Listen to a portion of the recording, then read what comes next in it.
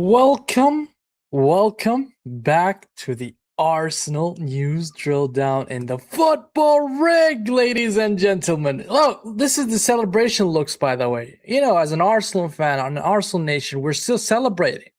It could be the after party. You know, we're still rocking. We're still rocking. We're still vibing. So tune in, enjoy the moments, enjoy the life. Hit the like, subscribe. Tonight on Arsenal news drill down, the football world is finally looking at Arsenal differently. Not as a young project, not as a nearly man, but as the club that now sits at the top of the English football. Again, this is not something new, by the way. We just, advanced a little bit. The Premier League belongs to Arsenal right now. The celebration have exploded across the fan base, as you can see. The revenue numbers jumping and reaching historic levels. And now the biggest question begins. Can Arsenal build a dynasty? And that's what we're going to find out. I want also your opinion about this. Because while Europe prepares for a massive Champions League final, Arteta and the board are already planning for the next phase. Big signings, squad evolution, financial power, and staying ahead of the entire league. And this is crucial for us to maintain the levels that we've reached so far. This is no longer about chasing Manchester City. This is about everyone trying to catch Arsenal right now. And I'm getting giddy about it, and I don't care. I'm shameless. Welcome to Arsenal News Drill Down. Let's break everything down, guys. But hey, smash the like, subscribe to the channel if you're new, and let's get this show starting. I mean, honestly speaking, it's been an amazing 3 days, amazing 4 days from the whole entire social media platforms that I've seen on X, that I've seen on YouTube, that I've seen everywhere, to be honest. Every single Arsenal fan are enjoying these moments, and as they should, you know. And I already put this video in my library because I'm going to be playing this video for long, and I'm going to play it again just for the sake of it.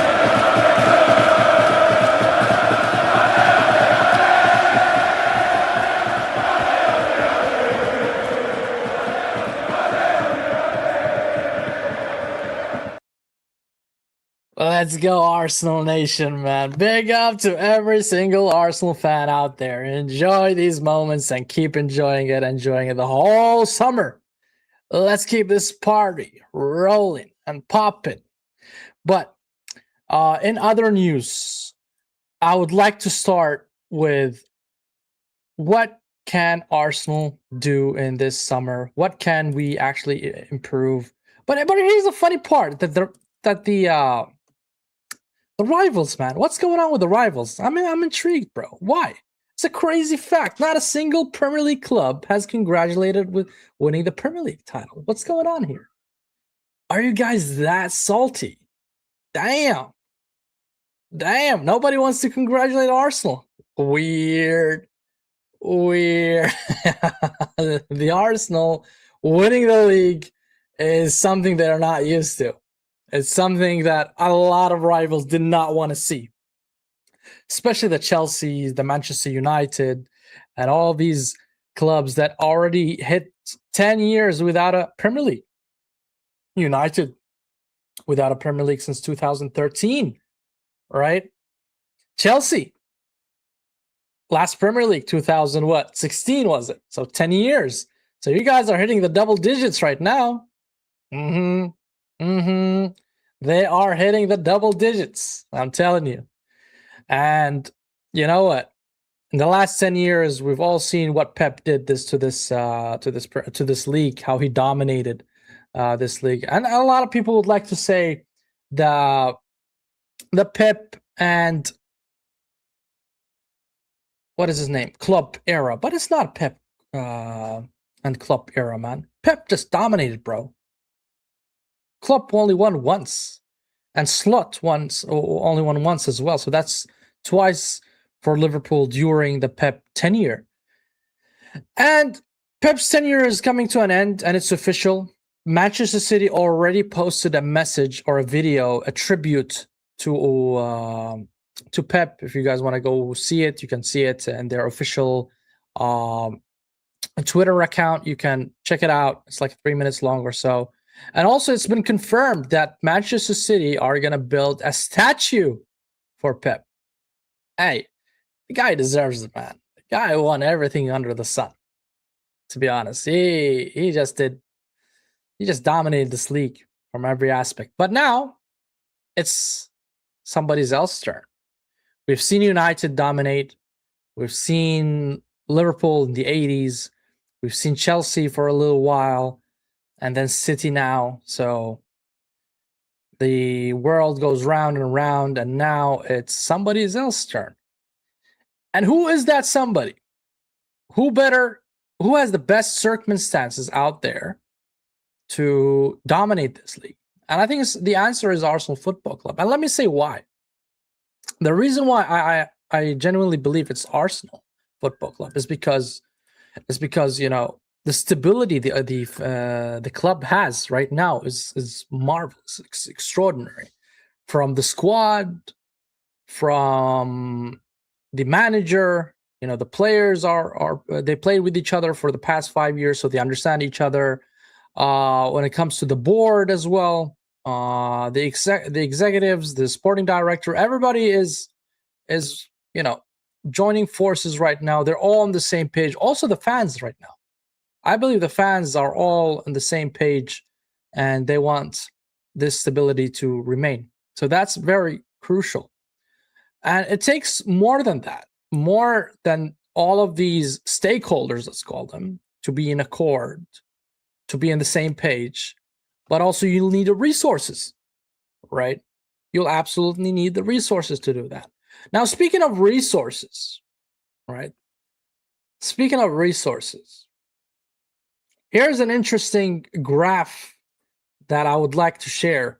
If you can guys see here, Arsenal's revenue after the 25-26 campaign. So from the Premier League earnings, they're earning £192 million. That's a massive number. And from the Champions League so far, since they are the finalists, they're earning 124 million. Right? Now, I like this graph because it breaks down the total revenue, which is the 770 million pound. They're breaking it down to commercial income, 290, Premier League title, prize pool, 192, match day income, 160 million, UCL finalists, 124, and a bonus of 4 million if we do win the UCL against PSG on the 30th, in 8 days to be specific. Evening social joys. Good evening to you, brother. So as you can see, Arsenal are going to record probably one of the highest revenues ever made by a Premier League team. Now, if I can get the graphs, I mean, I remember I posted those graphs before, which is the income of the other leagues. Let me check it out quickly if I still have it. No, it's not this one. But anyways, meanwhile, I'm looking for it. It's a good indication of how the revenues are. Okay, I have the 24-25. Okay, let's look at that. Look at 24-25. So 24-25, Arsenal made 691. And the highest was Liverpool at that season, last season, 700 million. 703 million. So imagine the jump from 691 million revenue generated by Arsenal Football Club last season to this season. So this season is 770. So we jumped, how many millions? We jumped 9, let's call it 10. So 80 million. 80 million pound than last year. And when I said that we are on a cusp of seeing something beautiful at Arsenal Football Club, I mean it. I genuinely mean it, because not only the personnel, not only the right people are there, i.e., Berta, Arteta, the players, and all of that. But also, we do have the resources. Look at this. This is massive resources. A lot of money. A lot of money that Arsenal can reinvest to this football club. And speaking of investments, I'm going to talk to you about a couple of signings or rumors that we're linked to, as usual. On Fridays, I like to, entertain those rumors where a lot of news are surrounding particular signings. I do show them here. So for me personally, I think we do have the resources. We do have the know-how now. We got that monkey off our back. We are no longer bottle jobs. We actually crossed that line. So why not? What is the showstopper for us as a football club to take this club further? That's the genuine question. Arteta fanboys won't admit it, but we only got Eze because we spent less on Gyökeres. Sesko would cost us more, and we wouldn't get Eze then. Then it was a smart business.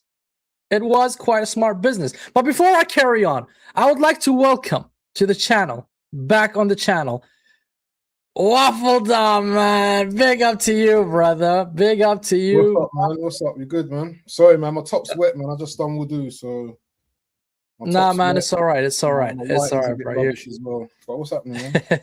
You're good. You're good, bro. So, WaffleDon, first of all, how are you doing, my brother? Hope you're doing well. Alhamdulillah, I'm good. I can't complain, bro. I'm good. I'm good.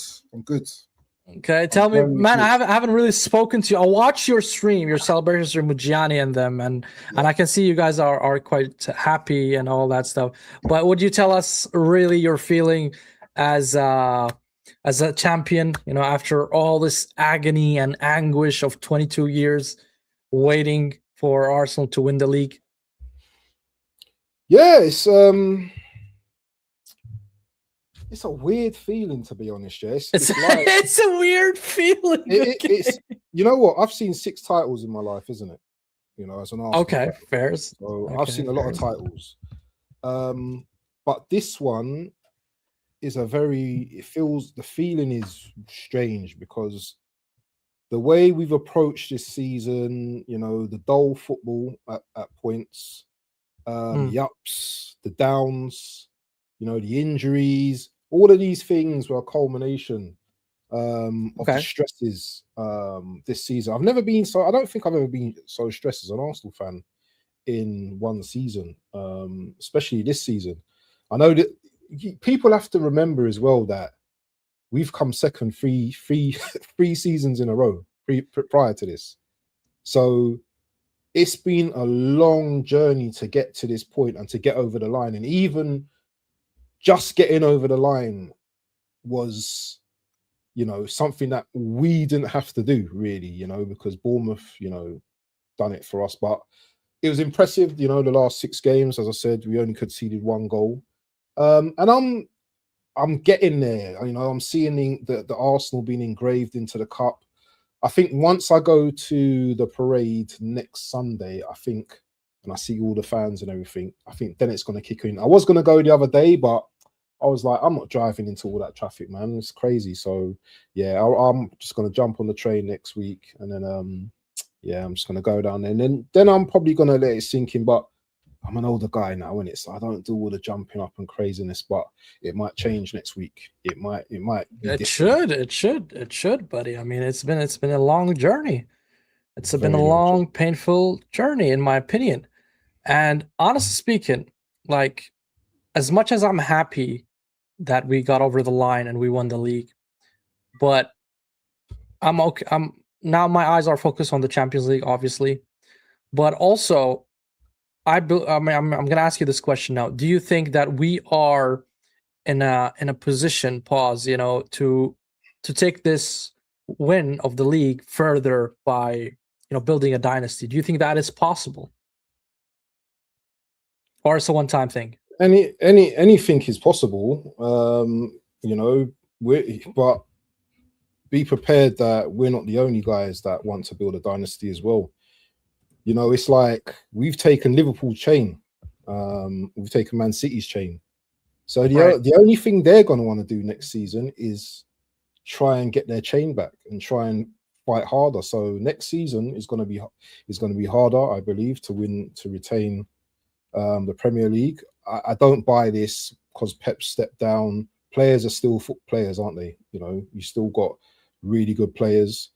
Whether they're going to be motivated under City, Maresca and Slot and Areola and all these, because if you look at all the managers now that's coming in, they're all like ex-midfielders. Alonso, you know, you've got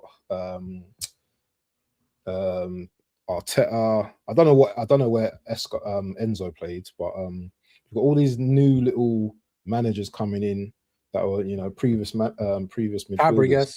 Fabregas as well. So, but that's there's a quite obvious reason, in my opinion at least, is because, you know, when you're playing as a midfielder, I think your IQ should be higher, a little bit higher in a sense of footballing IQ, right? I don't mean personally, because you gotta have that understanding, that awareness of the pitch, where you're standing, who's behind you, because you have to have 360 awareness. So you got to know who's going to make those runs on the right flank, the left flank. The striker going to make a run. Oh no, I don't think it's a good idea. Let me go back. So I think that kind of, you know, way of thinking could help a little bit when it comes when the player, you know, retires and start coaching, in my opinion. Just to add to off the pitch, I think we're really in a very good position in terms of capital. You know, the amount of revenue that we're making, obviously, if we win the Champions League as well, that's going to ramp it up even more as well. So I was going to ask you about that right away. Look, here's the revenue last season. Okay. Yeah. As you can see, we were third. I'm talking about the Premier League clubs, obviously. This season, here's the breakdown, right? 770. Right, yeah, obviously 7. But I don't know what the others are making so far. But I noted the highest, and it's a historical record as well for a Premier League club. And there's the breakdown at the bottom. You can see where, I mean, it's coming from commercial income, league title, match day income, all of these. So also a comment here saying that we have 300, and I read this as well, £300, £1 million transfer chest this summer, plus extra from future sales.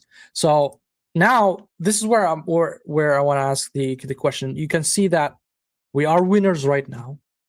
We do have the resources in terms of money, and we also do have the right personnel. And by personnel, the stakeholders that I'm talking about are the manager, sporting director, also the spine of the team, the likes of Rice, Saka, Gabriel, Saliba, Ryan, all these players. You just have to top it up with you know, elite players, and we can go and challenge again, right?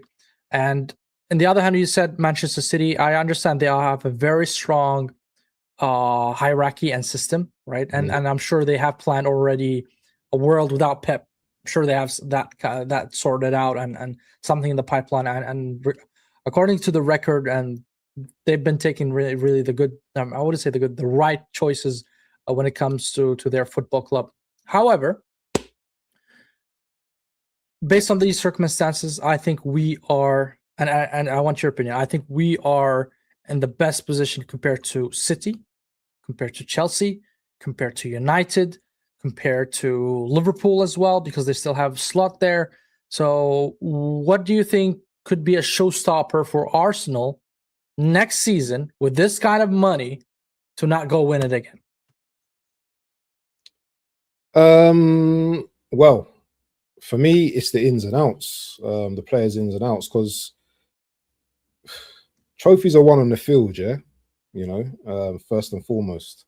The capital side, you know, building extensions to the stadium, building car parks and all that. That's kind of secondary to what we need to achieve on the pitch.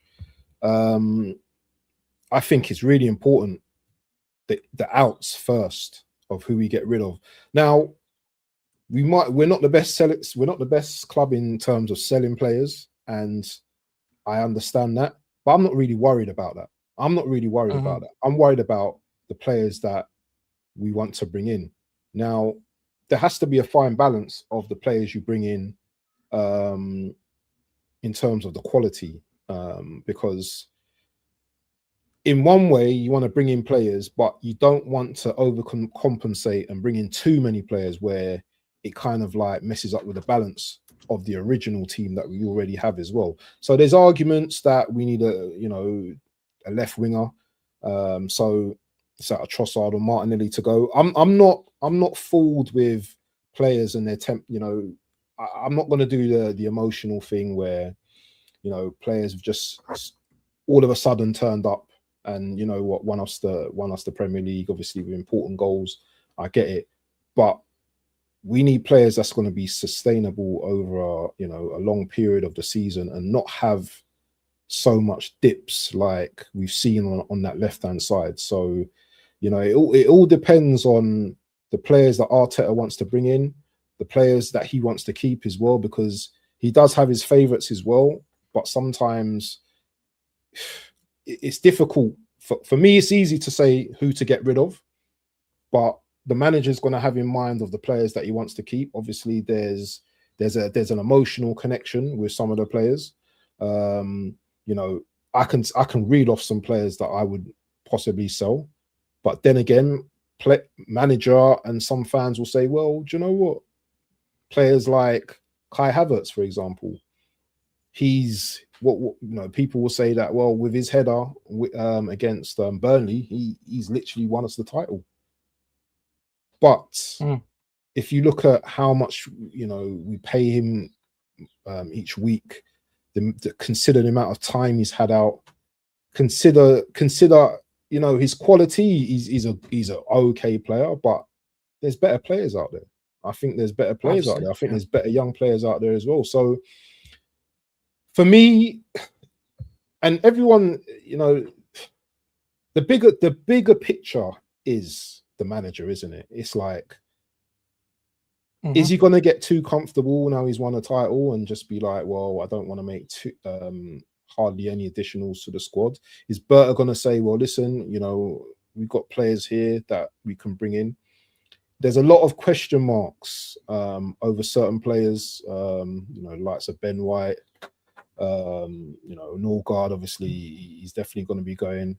Zubimendi, is he a bench player? Is the second season going to be a better season from him? I believe so.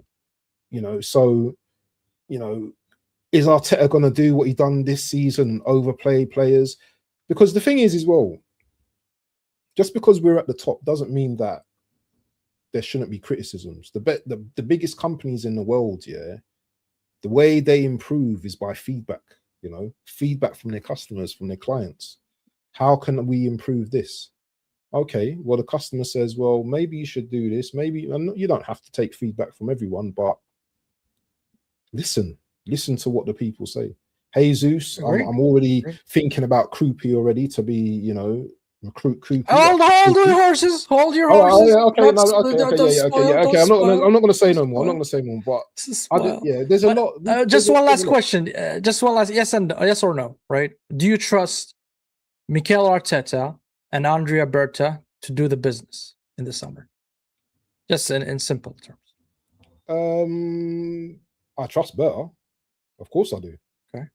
Okay. As long as we don't dip into Chelsea and try and nick some of Man City's old guard, then I'm fine. I'm fine with that. Do I trust Arteta 100%? I don't know about that. I mean, all right, fair enough. He needs more to earn your trust, I believe. I'm just gonna go a little bit through the comments here.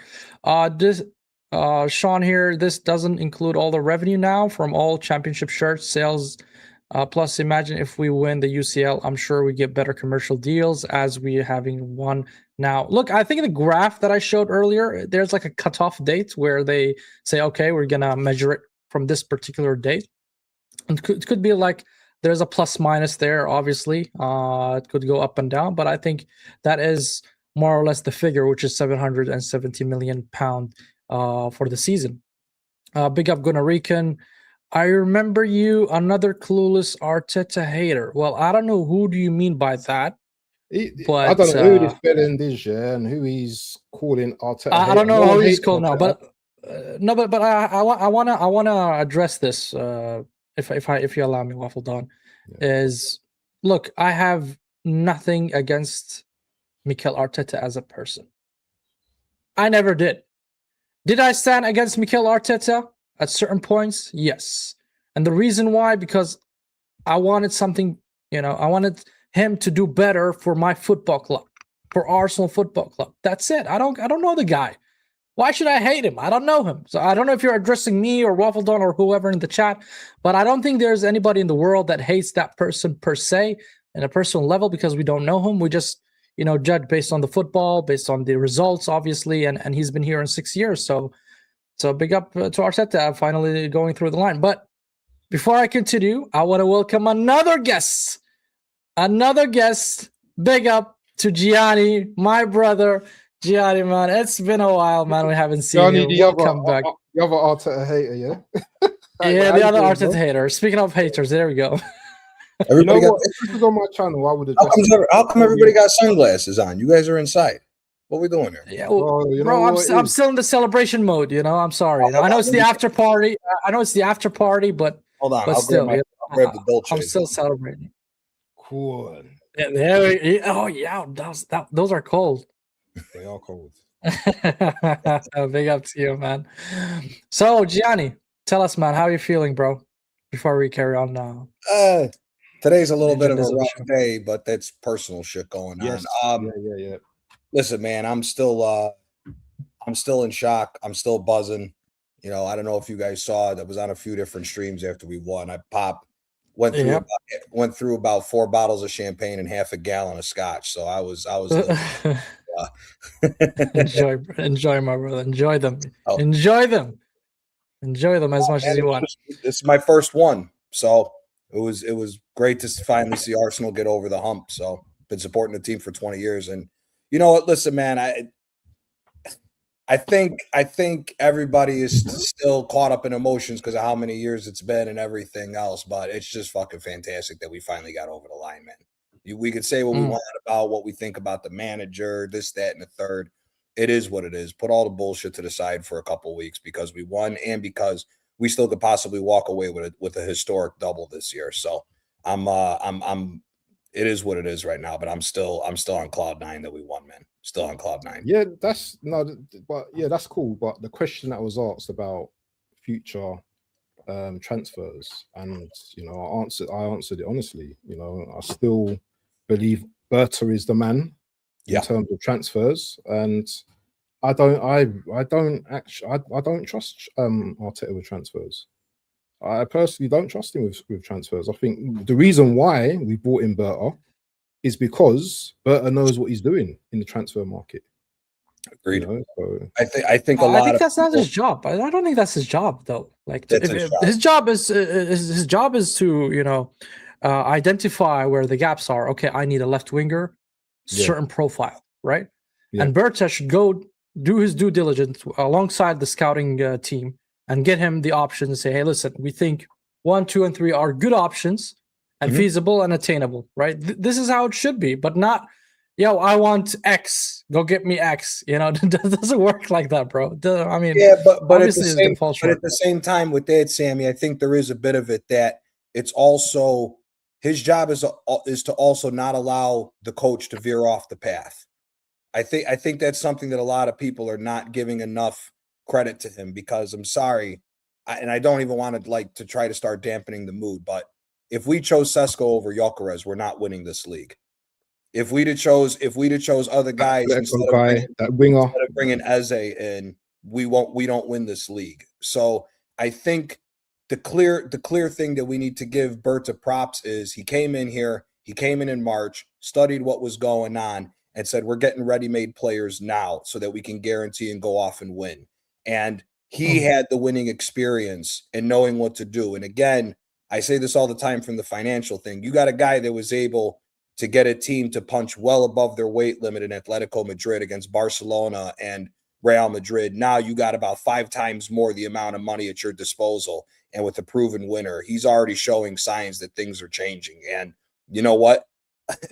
we can have conversations right now with what's going on elsewhere with the rival clubs and everything else, that there should be a period of dominance because we have somebody with the mind to know what it takes to build up a period of winning trophies for a club. So I'm very happy about that because listen, man, nobody can sit here and tell me that if Edu was still the sporting director that we would have won this league.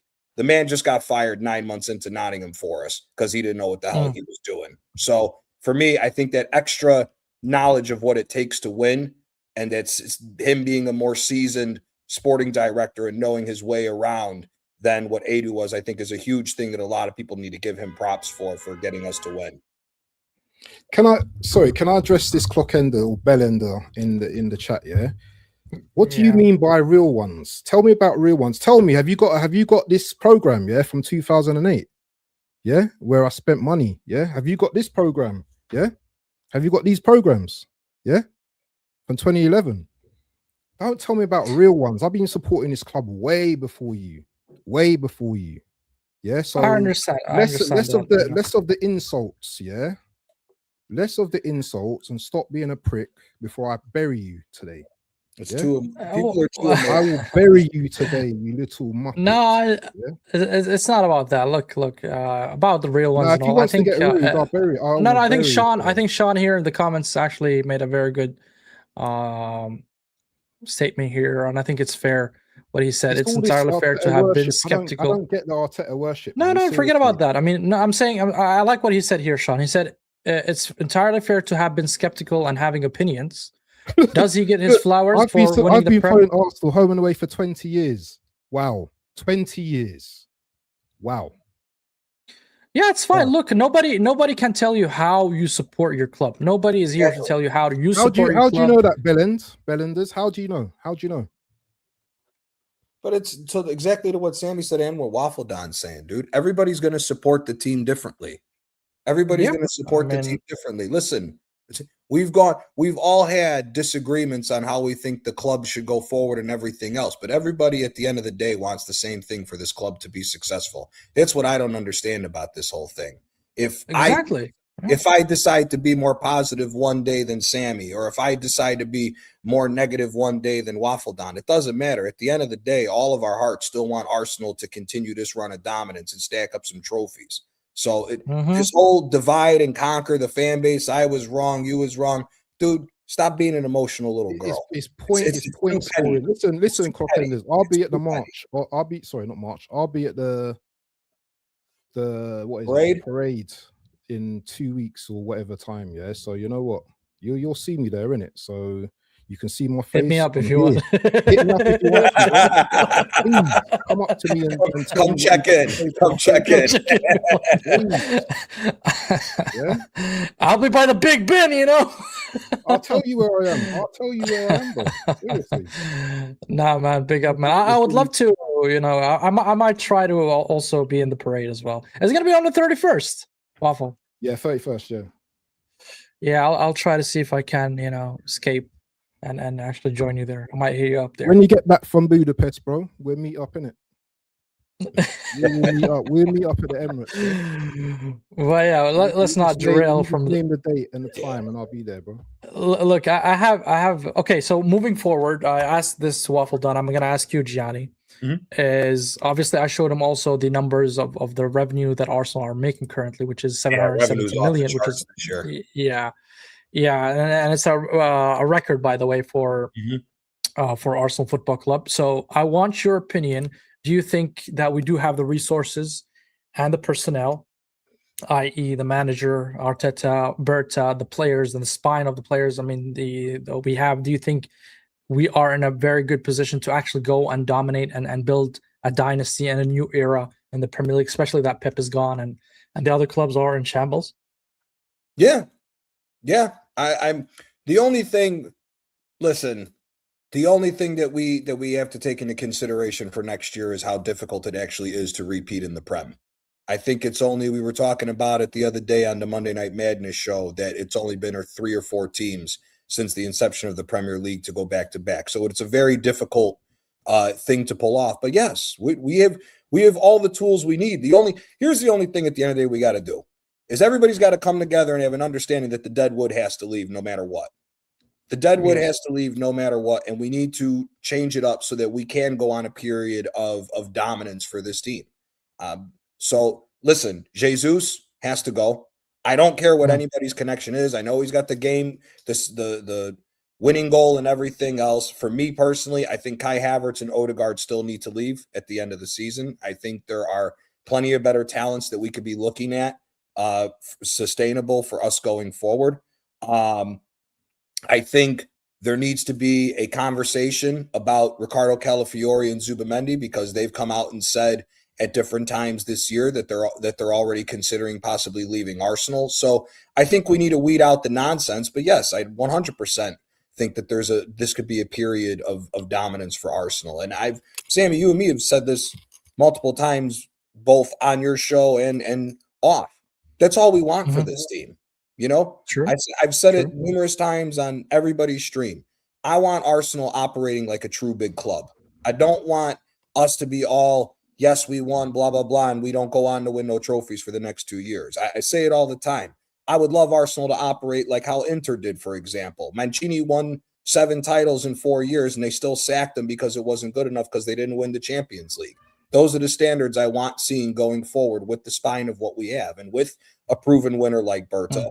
Now that the shadow is off everybody's back, the weight of not winning is off everybody's back, I think we do have the necessary tools to go forward and win. And if we win the Champions League, it's even easier to potentially go on and create a period of dominance because we've asserted ourselves that we are the dominant team. Chelsea looks like a dumpster fire. I don't know why everybody's getting hyped up that Xabi Alonso is going to be this great savior. I'm not buying it. Enzo Maresca, I think, is an absolutely horrible decision from Manchester City. Now, the only caveat to that for me is I think maybe Maresca is a stopgap for 1 or 2 years until Vincent Kompany comes over from Bayern to take over Manchester City. But yes, we should be going on a period of dominance. Everybody's hyping up United like this team's going to go to the next level. They're playing in Europe next year. They only played 1 game a week.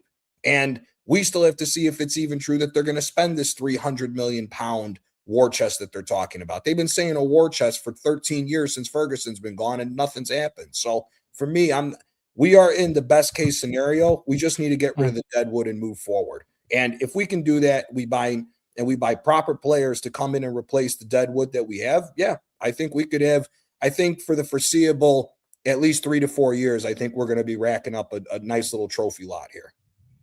I agree with you. And before we move on, and I want to show you, I mean, I would just want to add also not only getting the improved player and getting rid of the dead wood, but also retaining the players that are actually a key pillar in this squad. And before I showed the video of Fabrizio, he mentioned he broke down like 3 different topics in one video, very short video.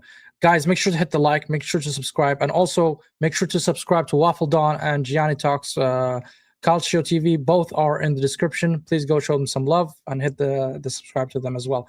So I'm gonna upload a video quickly here that Fabrizio was talking about. Where is it? There we go.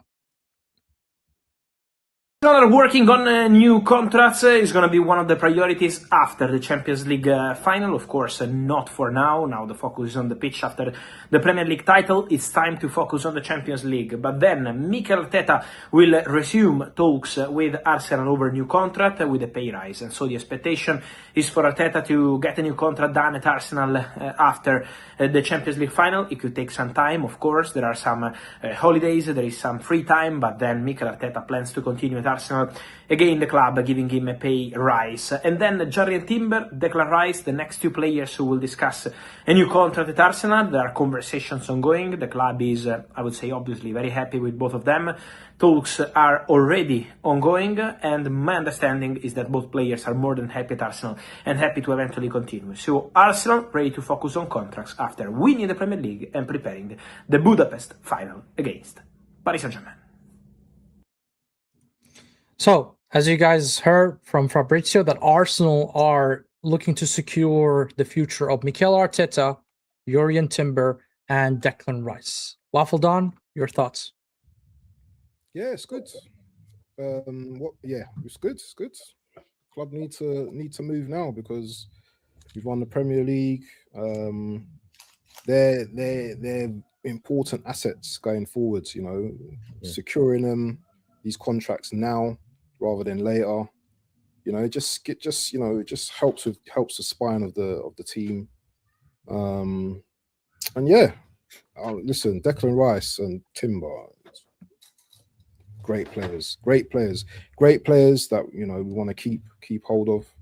And, you know, the manager, fair play, you know, give him his contract, you know, but also as well, yeah, we need, you know, give him his contract, but keep the standards. This is the thing. This is the thing about a lot of these fans as well. And you guys know me that I talk my mind, whether people kiss his ass or whatever, they don't. Yeah.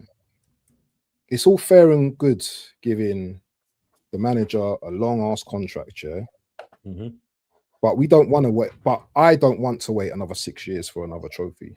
Correct. Yeah, for another Premier League. I'm not saying he's going to go out and win the Premier League back to back. I'm not saying that.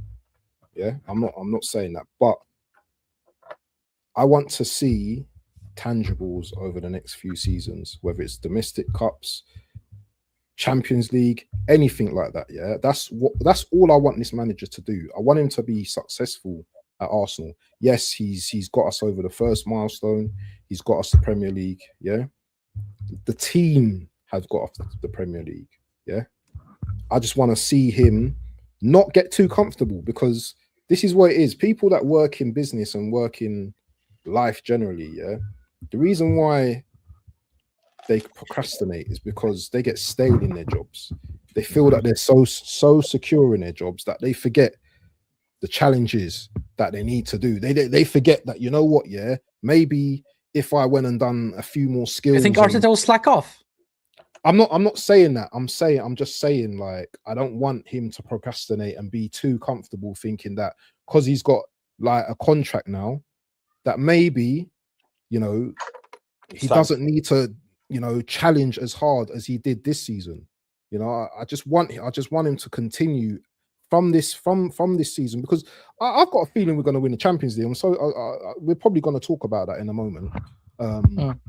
But I want to see him going into next season. Yeah, this is difficult. Yeah, but I want him to play a style of football, yeah, where we score plenty of goals. I don't want to see this situation where it's like last season and we're struggling the attack, because you know the attack wasn't great. Maybe it scored loads of goals, but it just didn't seem great. It didn't seem like there was that unity when the season started, you know, the Odegaard and the Gyökereses and stuff like that. I want to see us playing some good football next season, because that's what football's about. Yeah, it's about entertainment. Yes, it's about winning trophies as well, but I want to be entertained. Yeah. So I just hope, yeah, that he continues in this vein, and he continues, and I'm sure he will, because he looks like that type of guy that he's hungry. You know, I believe so. Yeah. So I think next season, yeah, let's just see where he's at. All right, Gianni. Same question, just to add more. Like WaffleDon said, he might have some reservation when it comes to the style of football that he might, adopt next season. And we've seen Arteta play attacking football back in 22-23, 23-24, and we've seen also Arteta play very conservative, pragmatic approach, like this season, for instance, right? So I think that do you think that he can find some sort of balance between those two play styles and utilize what is best at the occasion? Like, for instance, against this team, I have to approach them pragmatically. Against this team, I got to go all forward. And obviously what Fabrizio just said about securing Rice, Timber, and Mikel Arteta's contract. What are your thoughts here? I'm fine. Listen, I've said from the beginning that he was going to end up getting an extension if he won. Now, I'm fine with it. But again, like WaffleDon, all I want going forward is that the standards are kept where we've been demanding to win trophies. I'm not asking you to go win. Like I said earlier, it's so difficult to go back to back in the Premier League. If he doesn't win the Premier League next season, I'm not going to slag him off. But if you don't win the Premier League, do what City did this year. Go get a domestic cup double and still finish in the top 3. Like that's the standards when you are a big club. I don't want this to be like, as WaffleDon said, we get over the league, everybody's happy, but 2 years later, we've won no trophies and we're still talking about a league that we won 3 years ago. I'm not here for none of that. I want to see, next season, okay, maybe we don't win, but quarterfinal, semifinal again in the Champions League, domestic cup double, and still finish top 3. Then the year afterwards, turn it right back around. Go do a domestic double. You win an FA Cup and a league title, and again, do well in the Champions League. So for me, that's all I want for this team is a sustained success. That's all I want for this team. That's all anybody wants for this team. The uncomfortable thing that a lot of people are glazing over was until it became final that we won the Premier League, Manchester City has tied us on trophies. We only have one trophy ahead of Manchester City. We need to put a buffer between that. So, for me, that's all I'm asking for is just continued success. As far as Rice and Timber go, absolutely. If we really break it down, Rice, Timber, Raya, and the 2 center backs for me are the most important players for this team this year. They're the main core of the players that guided us to go on and win this year because we were more pragmatic this year going forward. And as far as a different brand of football, I think he already started to show a little bit of change.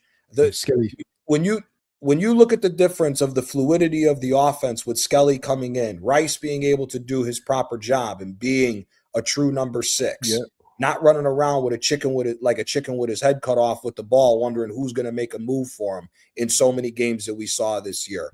The fluidity of the team already looked better, and it wasn't just Rice. Look at how much better, how much more comfortable Trossard and Saka have been because a guy like Skelly could pick the ball up in the midfield, carry it forward, and they don't have to do the ball carrying anymore to where they're wasting energy. They're able to use their energy in better forward positions to where our offense looked a lot better and a lot more fluid these last few games than what we've seen in the recent games. So for me, I think that there's already been signs that Arteta will pivot and change a little bit. The only thing that I want Arteta to change from for next season is not only just play a little bit better of football, but on top of that, I don't want to see you run these guys into the ground again.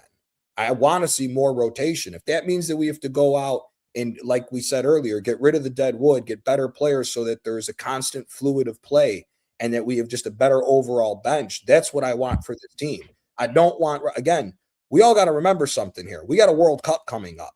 This is not going to be a full summer off this year. So with that being in mind, we need to have proper reinforcements coming into next season that can handle some minutes. And that's from the start. And rotation from the start. Yeah, Declan Rice and Zubamendi cannot log 3,500 fucking minutes again, especially coming off a shortened summer for rest. That's all Timber I want as well. Timber's just coming back from injury as well. Exactly. Timber's been ran into the ground the last 2 years with his injuries. We need to find a proper right back that can fill in and give him minutes. And you use Timber in certain ways. Same thing at the left back when we've seen these amount of injuries with Ricardo Calafiori and even now with Nkapie. The main thing for me is that if we could properly rotate and just have a little bit more fluid of play, I think we win. I mean, we won the Premier League only scoring 69 goals so far. Just let that sink in. I don't remember the last time a team won the Premier League with that few of goals. Yes, we've got a fantastic defense, but we didn't score that many goals this year, whether anybody likes it or not, when we're looking historically. Yes, for what the league was this year, we did it, and we did it in many different ways to get those goals. But again, historically, 69 goals, you don't win the Premier League with that few of goals on a traditional Premier League. So for me, I just want to see more fluid play, a little bit better attacking football, and be a lot better with your rotations. And again, I don't think we'll have any problems. Do you guys really think with the changes that are going on all around us with the rivals, if he makes those changes, I could see us winning back-to-back?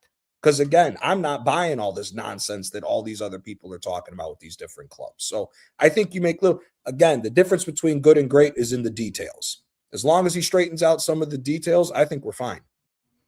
It all depends on the business that's done, I think, but that's done with the clubs in the summer as well. I just wanted to just add this point before the big boy comes back in.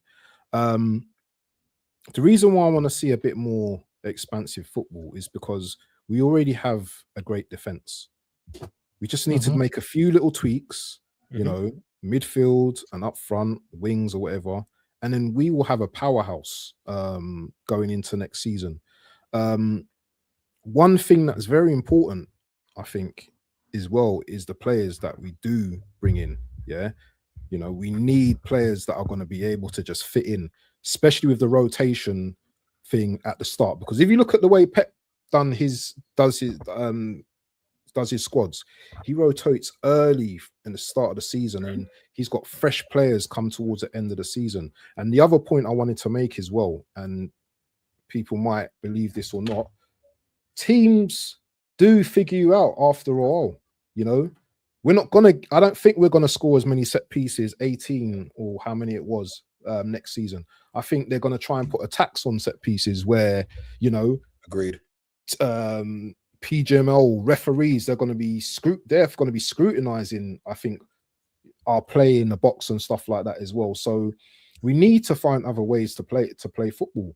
I believe now, as we've got over the line, I do believe now, yeah, that we need to revert back to scoring loads of goals. If you hear Gianni, 69 goals, yeah, that's crazy. We was up in the 90s, isn't it? Like a couple of seasons ago, wasn't it? Yeah, is it the 90s? The year we ran City all the way to the end of the day, we scored more goals than the year we won with the Invincibles. So again, that's what I mean. There's small tweaks that can be made. And again, people are going to say, "Oh, you guys are looking for perfection." It's not looking for perfection. It's just common sense. Again, like WaffleDon. I think there's a balance between this and that. Yeah. Gung-ho football, if you want to call it. Because if you're going to go at your opponents and score 5 goals, score 6 goals against West Hams and all these clubs, then you're going to really exuberate a large amount of energy, and you have a lot of competition to play for, and that's the problem, you know. And this is why we always fumble and crumble March onward, right? March, April, May. I don't agree with you. I don't agree with you in that point. That's what I think, you know. That's what I think. I think you have to find a balance between them, you know. No, the balance thing is 100%. I get the balance thing, but when you're beating teams 4-5-0, you get time to take your players off and bring on fresh players. Yep. So the balance thing, I get it, but if you're beating teams, so easily, then you've got time to rest players, and then you've got fit players now. You've got players that I ain't even. How many players you're able to substitute in one game? 5. Right. So what about the other 6? But brother, the difference is when you control the ball. Again, one of the biggest keys that I think a lot of people in the modern day forget, especially when you look at the older clubs that have had runs of dominance. When you control the ball, you let the ball do the running. You're not exerting as much energy. That's true. But we don't play position-based football like we used to do. Like Pep. That's why I think we need to make a little tweak to that, because again, that also, you're always going to run into problems when you play defensive football. The one thing everybody that always tries to play defensive football has to understand, that if you don't allow the ball to do the work and you're the one constant moving and not the ball, you're going to use more energy. That's why in the recent times, you don't see defensive teams being able to have as much dominance, specifically when you look at the Premier League. Conte couldn't go back-to-back. Look at his fall off. He won one year because he didn't have Europe. He got European football, ended up in 5th, ran his team into the ground. We've seen it multiple times. Jose Mourinho, when he came back to Chelsea, won it playing defensive, tried to go back next year, had to resign halfway through the season. There's ways to be able to do this. So that's why I said it's small little tweaks. If you can control the ball, not only are you controlling how much exertion your players are doing, number one, but number two, it's easier to tire out the other team. Part of the reason why we look so gas is Arsenal goes up 1-0. We immediately sit back. And then at a certain point in the second half, we just say, you know what, fuck it. We're not even going forward. And now we're hanging on for dear life and basically telling the other team, we dare you to try to score. And again, to that point, Raya could win MVP this season for me with Arsenal, because he saved our ass a bunch of times this year when we played that way. So for me, I think small tweaks like that with the balance is very key for us to going forward. Not only that, if you look at this season, Gianni, we relied heavily on the defense to win this league. You agree with that? Yep. Yeah. Okay. Perfect. Perfect. But right. but in Champions League. No, Champions League is different. I'm talking about the league now. Forget about Champions League. I'm not forgetting about that. It's competitions. We're talking about the Prem right now, right? Because you're playing 38 games. I mean, that's a lot amount of games. So what I'm trying to say is, when you play that amount of games, and your secret weapon is basically your defense. Do you know that Arsenal won 1-0 in 13 games this season? Yep. 1-0. Yep. 1-0. We didn't win 3. I'm fine with that, man. But again, Ryan's got nearly 20 golden. Would you rather Arsenal win 1-0 with as many heart attacks as we could have all had this season watching this team? Or would you rather us see 1-0, but we're peppering the fucking goal and controlling the ball? That's fine. But do we have the players to do that, Gianni? Now, if I ask you right now, how many attackers? We won the Premier League. So we make a couple. Yeah, it's fine. I'm talking about the attack now, right? Let's talk about the attack now. We all agreed our defense is incredible, right? Mm-hmm. No doubt about it. Great. Now let's talk about the offensive players that we have, the attackers. How many players do you actually rate from our attackers? I've already spoken about the attackers, though. I rate Gyökeres. Okay, 1. Saka looks 2. Much better, but again, that's the difference with different brand of midfielder. And I rate. I'll give you Saka as well. Go ahead. I rate Eze. I don't rate the left wing. Trossard, if Trossard for me again looks better because of the midfield. For me, the key thing for Arsenal is the midfield. I think we've only given up 26 goals this season. Now, we've hindered our offense because of how great our defense is, for how much we've relied on it. But again, this is where I say that old saying, the difference between good and great is in the details. If you know that this defense is that good, going forward a little bit more and giving up maybe 5 more goals this season, you're going to end up getting the balance to still go in your favor on goal differential, because these guys are that good. Again, it's the blend of the balance. You can't tell me if we get, let's just say, for example, we get a player who's much better than Skelly, but can do the same thing that Skelly did, and we get a much better left winger, and we maybe find another fullback to come in on the right side to give Timber some break. For me, if we can score 10 more goals and we only give up maybe 5 more because we're a little bit more open, I still think we could go on and win a league like that. I'm not. When you have that good of a defense, you have to be able to give them a little bit of opportunity. Plus, again, if we play a more controlling game next year, it's more time for these guys to rest. It's more time where the center backs can relax. You can't hear. Just for an example, what center back that City has had recently would you take over Saliba and Gabriel? I would say none of them. And if I'm really going to be honest with you, I think the best center back that City's had in this period was Aymeric Laporte. I think Ruben Diaz is overrated to high hell. John Stones is overrated to high hell. But those guys look good. What Vardiol? Do you think he's decent or he's better on the left? I think Vardiol's better as a fullback than he is as a center back. I think he's lost. Yeah. I think he gets lost as a center back. Maybe he'd be a good center back if they played a back line of 3, but we don't know. But for me, City's center backs are made to look good because of the way that they play possession-based football. They're able to relax. They're able because and the thing is, if you're a not good center back in a possession-based team, when you get called upon for one time, you may screw up. If Saliba or Gabriel get called upon, but they're resting more in the game because we have possession, I'm not worried about it because we do have 2 of the top 5 best center backs in the world. So for me, again, that's if we're going to rest on our laurels that our defense is that good, we shouldn't be worried about our defense if we're going to try to play a little bit more offensive, unless you just want to play Ange ball, because then all bets are off with that. So that's what I'm saying. It's all about this blend. But you get a proper left winger in, and you get another midfielder that can do what Skelly was doing in these last 5 games, I really think we'd be fine. I really think we would be fine going forward with that. Another thing as well, sorry to cut you, is Gyökeres came in with no preseason. He still managed to score 21 goals this season. So can you imagine with a full preseason? Next season, probably injury free. He's going to score a lot of goals, I think, for us, especially if the attack clicks. As expected. He can score a lot of goals for us, in my opinion. Look how much better. Look how much better both Eze and Odegaard look now because we're changing it. Here, Odegaard, for me, I'll give him, if I got to give him any props, Odegaard getting to play that more Skelly role where the entire offense creativity isn't on him, where he's more of this conduit from the defense to the attack. Odegaard looks much better in that position than us relying on him to be the number 10. But when you have a guy like Skelly in the specific Skelly games, look at how much better positioning Eze was going forward. Look at how much better Saka was going forward. Look at how much better Trossard has looked going forward. Saka, when you have Odegaard in that number 10, Saka's further away from the goal and farther out.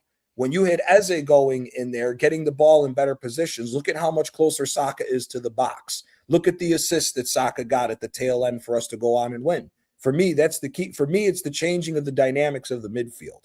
I want somebody that's able to bring the ball up and get involved in the offensive play rather than just two straight up number 4s that their whole game is to just win a ball back and give it away and we're taking away. I mean, Sammy, how many times have you and me talked about when we try to start a play and from the defensive side and Odegaard or Eze is just outside of our own 18-yard box? Number 10. Yeah, they receive it deep, Number 10 should be further up the pitch for you to have more of a fluid offense, which is why I'm saying to like what WaffleDon said.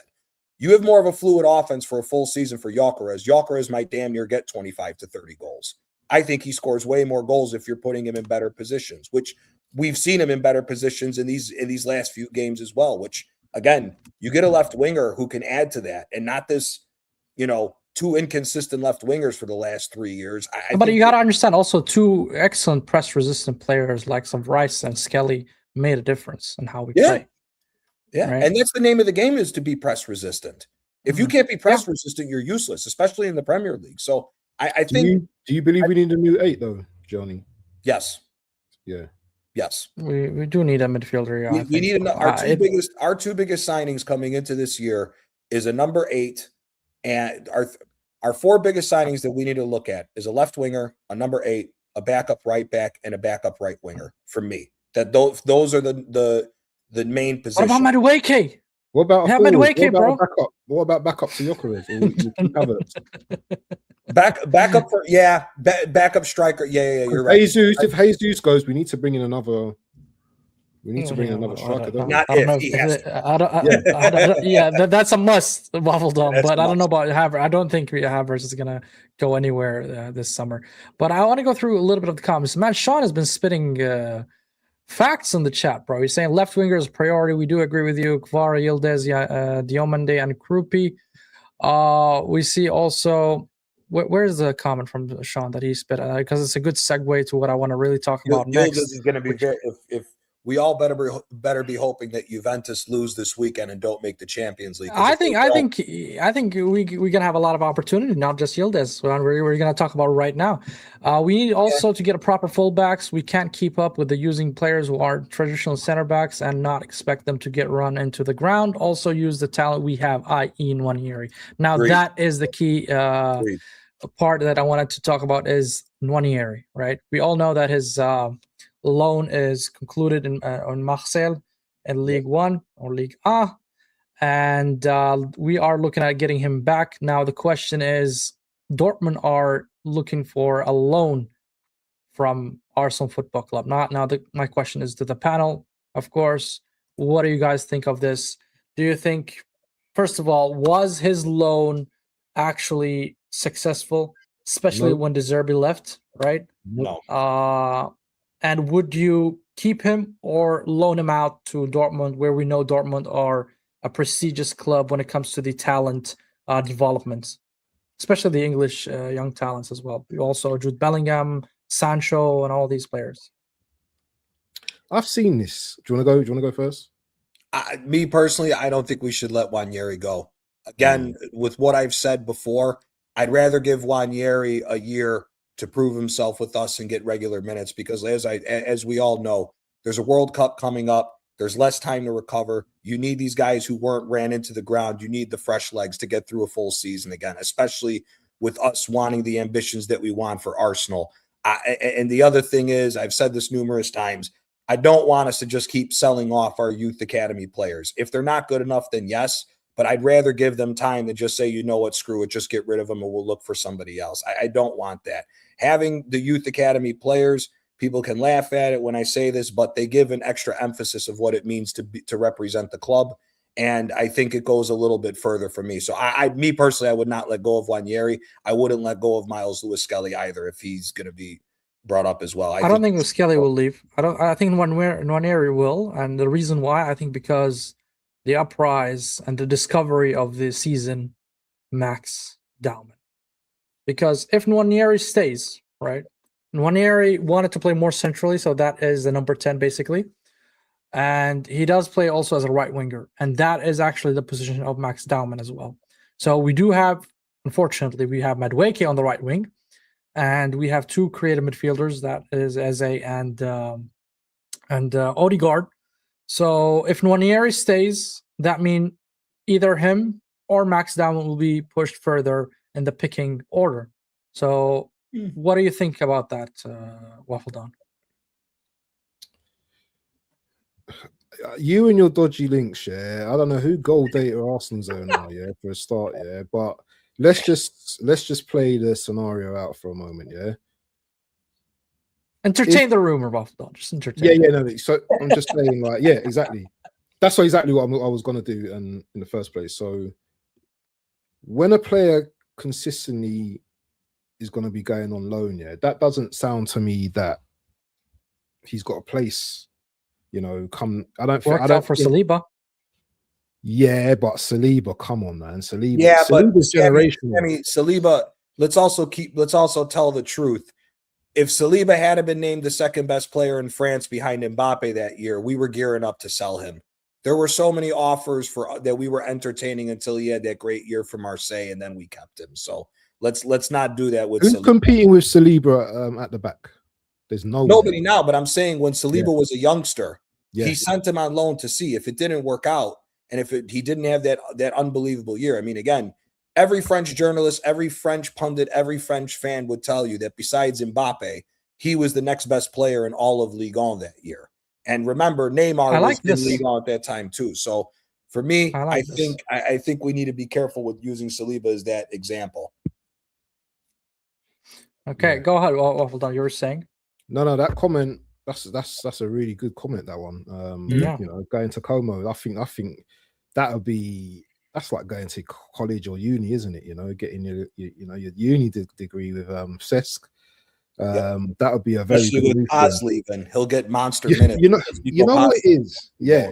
You know what it is though with Nwaneri, yeah. Instead of us just having our opinion, yeah. What does I'd like to do the psychological thing. How does the player feel? You know, does the player feel that, you know what, maybe Arsenal, maybe I won't be able to get a place at Arsenal. Maybe I need to be playing first team football somewhere else. You know, he's definitely a talent, and I would love to. I've been arguing for Nwaneri for months now. You know, I didn't want him to go out on loan and stuff like that, but I just feel that if we can loan him out when Odegaard was injured this season, and we've got players that are coming back in that position, so Odegaard, does he float in that position still? That's questionable. Eze plays in that position. I don't think Dowman's going to play in that position so much because, you know, he's a youngster, man. He's not really going to play that many games in a season, in my opinion. So where is the opportunity for Nwaneri now? Back to Eze. Yeah, maybe, but I think you can keep on. Get game time though. That's the problem. If you get rid of Odegaard, okay, we've all said that Odegaard and Havertz are two of the names that have to go. So if you get rid of them, you keep Nwaneri to be the backup number 10. Again, we're gonna need fresh. But that's us. That's us getting rid of him. Yeah. The problem for me is Havertz still here because yep, I agree. He loves to play Havertz in that whatever 10-8 space or whatever he does. What a waste of space in that position. Waste of space. He's a waste of space. In the team. I want to see him in the team. But I just can't see it, man. I just can't see Arteta. I can't see it. Maybe I'm wrong, but I just can't see it. Look, about what you said about psychologically on the player himself, I think what should be going in his mind is either I step up my game or I crumble to the pressure, right? There's no third option, right? It's either I prove myself. Yeah. But if a big offer comes in for him, Arsenal are going to think about it. They're going to think about yes. it. Yeah, you have to. If somebody's crazy enough to offer you a lot of money, then yeah.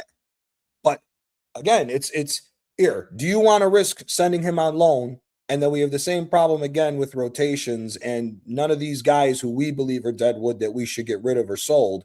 And we got to go with this again. Again, for me, I don't want to put him out on loan. That's my point. It's not that only, Gianni. Imagine the potential, because this player, either he's going to turn out to be a very talented, good player, correct, or a bad player. Like he could go the pathway of Emil Smith-Rowe, for instance. I think we all can do already.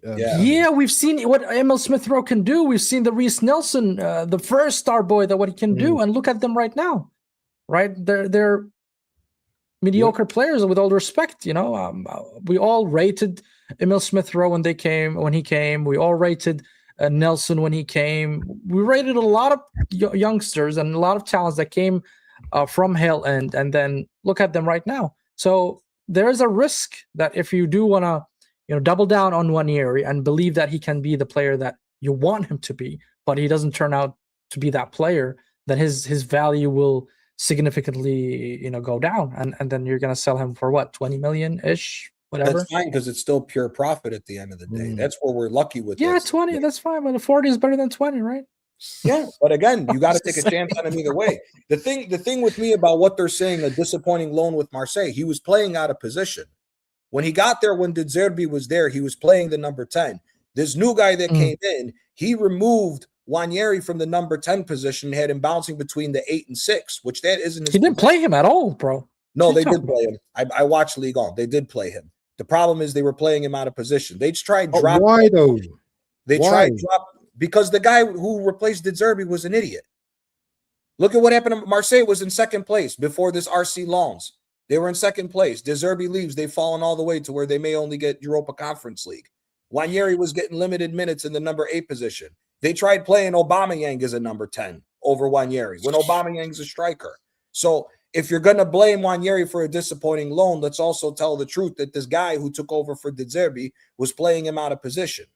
So again, that's why I'm saying, for me, I'd rather give the young kid a chance. What is it going to hurt? Again, I'd rather take fresh legs.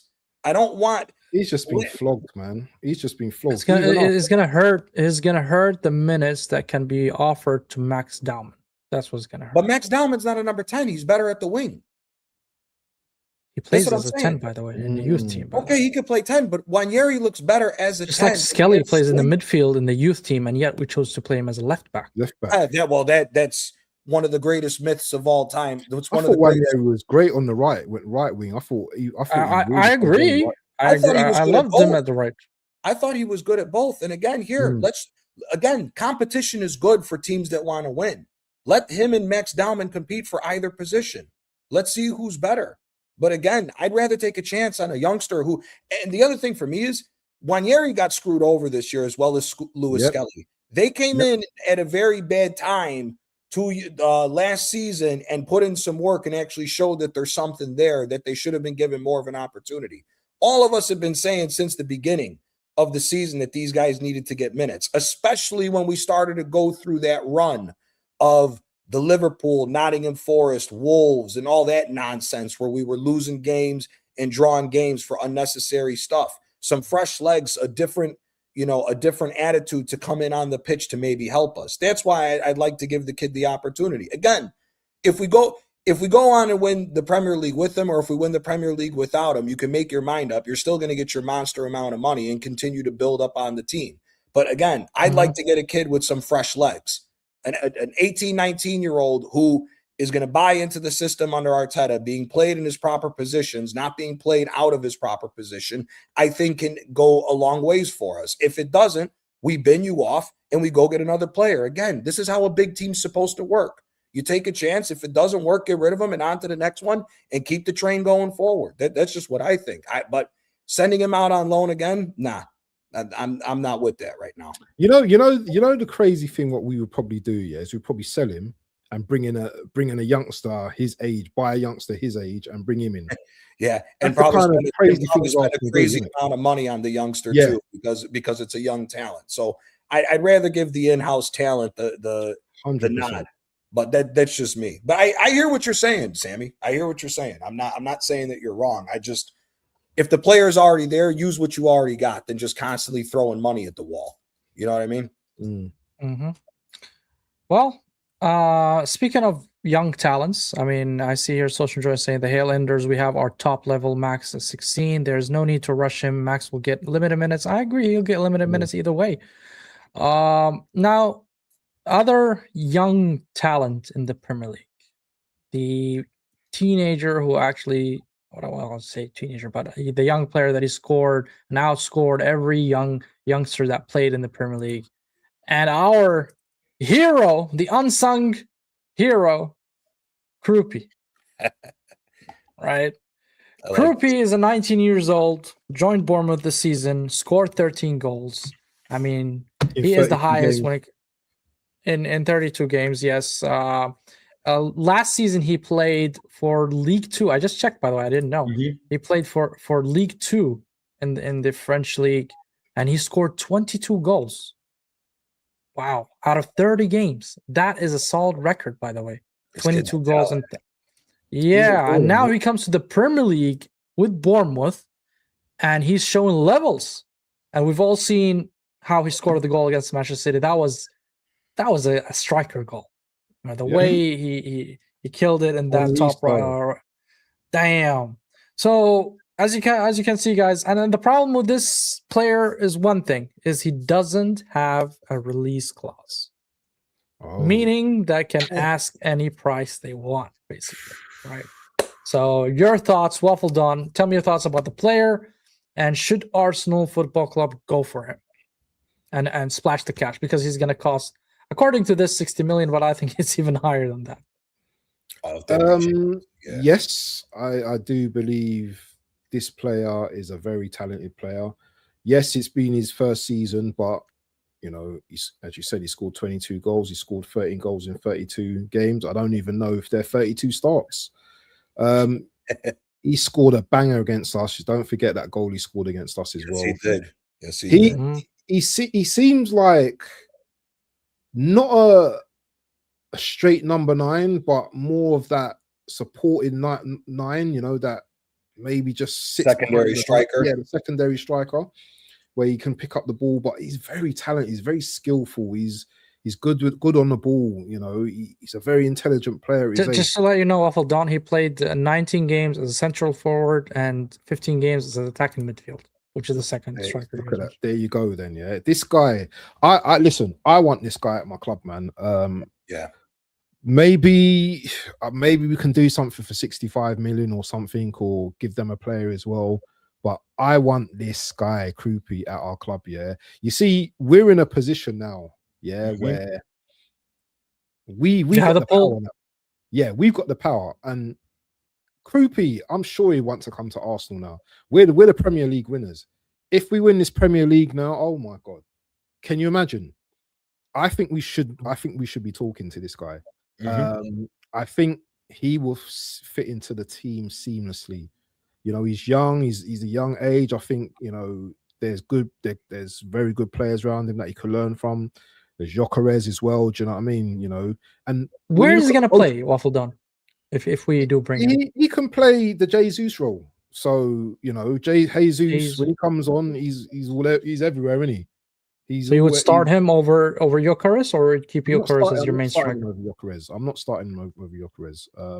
I think different games, there's different tactics, isn't it? And I think people gonna moan about the price tag and he should be starting, but no, he's a 19-year-old. Gyökeres is our number 1 striker right now. You've got to bench him first before we can have that conversation. But when you have players in your squad where you can look on the bench and you can see like a Krupi, and you can see like top players coming off the bench here, you know that you're gonna have a good season. I just feel that this guy, I think he's what we need. He's very young talent.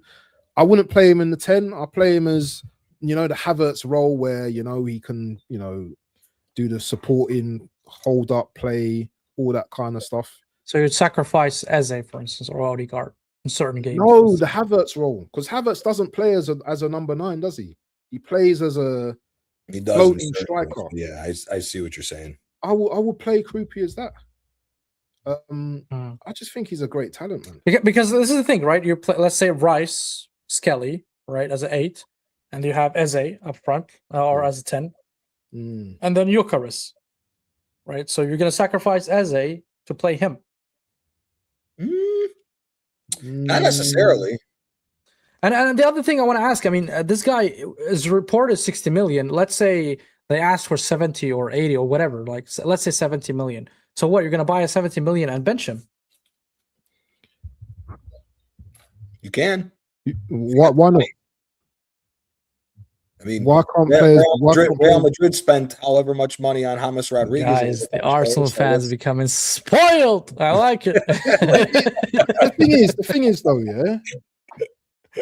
When you're a big club, you've got to act like a big club. And sorry, but you're gonna have big players that not every player is going to be playing week in, week out. You've got your spine, and there's going to be players. We bought Madueke for like what, 50 mil. He sits on the bench most of the time. Obviously, he's not as good as Saka. You know, and if we buy a left winger, then he's definitely benching at, well, obviously a Martinelli or Trossard. We bought Zubimendi for 60. I can see him being benched. Come on, this mindset of like, okay, yeah, I'm enjoying it, bro. Don't get me wrong. No. This is why I say you have to act like a big club. You have to. I agree. I like it. How much was Marmoush for City? Exactly, like 60 million, some crazy amount of money something that they like spent. that. 75, and he's on the bench again. That's what separates our mentality from all the big teams that have actually acted like a big team. Look at Bayern Munich. Arsenal right now should be taking the Bayern Munich mentality and applying it right now. Whoever the next top talent or good player that's in the Premier League, we should be throwing our weight around and, okay, 60 million, we'll drop it right here. Take him from him. Weaken the league so that you continue to build the dominance and continue to build up. 60 million for him is a steal, because I think, look at all the French number 10s that haven't worked. This kid has showed more promise to me than that bum in Cuckoo did. Is he going to the World Cup, this guy? Yeah, he got named to the World Cup squad. Imagine if he has a brilliant World Cup. That's the thing. That price tag will go up to 100 million. Yeah, that's true. I don't think he's going to play over Mbappe and who else? He's going to get minutes. He's going to get minutes in that number 10 position or a floating position. He will get minutes under Deschamps. But again, this is, and not just him. There's plenty of kids at Bournemouth. I'll tell you what. If Calafiori left, that Adrian Truffert, that left back, I'd look at him. That kid's a solid. Yeah, he's the one who actually assisted the goal. And Scott, that other defensive midfielder. I'd look at him. But Sean mentioned a couple of fullbacks. He said Monez, a right back from Palace, Robinson, left back from Fulham as well. These are proper fullbacks. Yeah, but again, this is what you need to do. This is why. This is how big clubs move, and big clubs. Oh, wait, Krupp is not in the French squad. Oh, he got dropped then. Because he made the final 30. I didn't know if they dropped him. But either way, I know the England squad. There are 4 Arsenal players in the England squad. But for me, that's what you have to do. That's how the big teams move. Bayern Munich won, 12 Bundesligas in a row? All they did every year. We're going to make one big purchase. Yeah, bro, don't compare the freaking Farmers League to Premier League, bro. Please. Get out of here with the Farmers. That Rabiot is always in the French team. Man, come on, bro. Bayern Munich. But brother, why are you taking one thing and taking it the other way?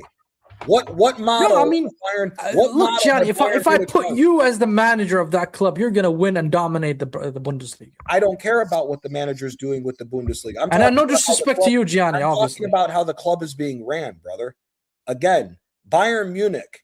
Look at the difference between Bayern Munich, how they used to run and what they've done to lead to their dominance. They weaken their competition to guarantee to win. Why can't we do it? Why can't we go to Aston Villa and take some of their good players so that we weaken our competition? I see what you're saying. I know. I hear you. I hear you. There's going to be fallout. Listen, there's talk that there's going to be a fallout that Enzo Maresca is getting the job at City and City guys are leaving. Why can't we take some of their players? You agree with this? That's how the big clubs move. Remember here, Inter, AC Milan, what did they do? They always bought from the good team, from the smaller teams in Italy because they couldn't afford the money. This is just the history of football, of how the big clubs have always. But every big club does that, right? Because everybody wants to join the big club. Right. But that's what I'm saying. Who gives a shit if we spend 60 million pounds? If you got the money, spend it. If we're going to put this kid on the bench, I'd rather have a stacked bench again so that we can do rotation. Again, this all leads to finding out, to getting rid of all the nonsense that has hindered us in different parts of the season. You get a stacked bench and you rotate. We should be, again, this adds to what we want as far as the dominance. I don't have a problem with getting this kid. And again, to like what WaffleDon said, competition breeds winning.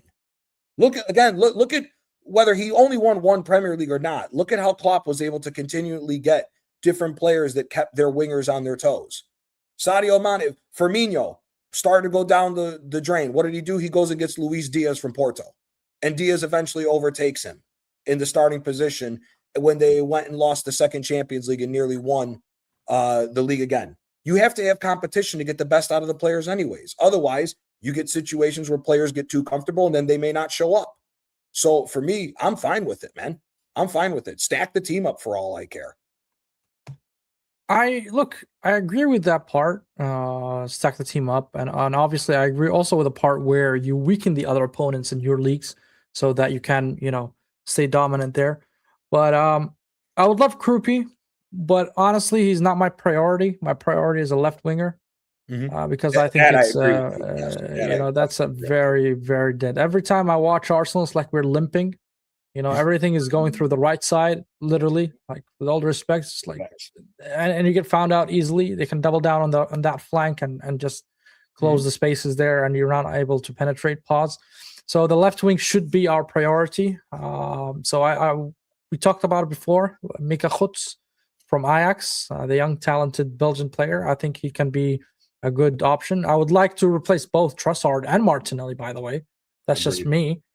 If not, then I want to replace Martinelli first. And that goes to the next piece of news that we have here is Martinelli could be swapped.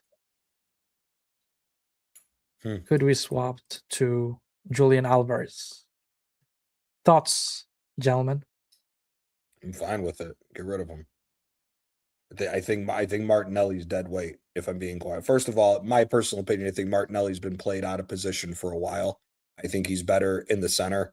If there was any grace to Martinelli, I'd rather hold on to Martinelli and see if he can be as a backup to Gyökeres if we wanted to give him one more go than rather playing him on the left wing. He just looks lost in that position. Alvarez, listen, man, I would love to get this kid here. I would love to get this kid here. But you haven't paid attention, Gianni. You can see that we're replacing a left winger with an attacker. Would you go for he can play anywhere. This swap deal? Would you go with this swap deal, or would you go with Krupi? Oh, this. I'm going with this.